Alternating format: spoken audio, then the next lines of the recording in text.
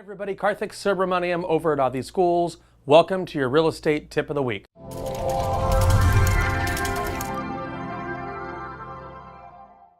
Remember that with a real estate license in California, your license is good for 4 years. Now, every 4 years, you'll have to renew your real estate license by doing 45 hours worth of classes.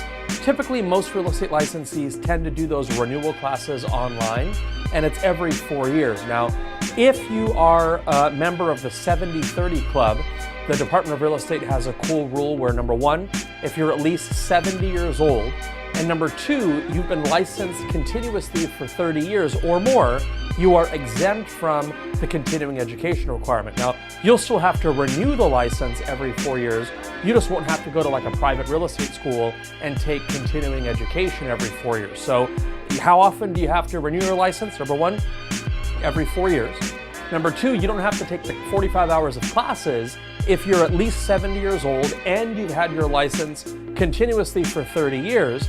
And the third rule is, if you forget to renew the license every 4 years, there's a 2-year grace period. Now, don't misunderstand me. During these 2 years after it expired, your license is still expired. You can't work, but you don't have to take the real estate exam all over again, and you don't have to re-qualify for it. So the real estate commissioner, if your license expires every 4 years, they give you a 2-year grace period.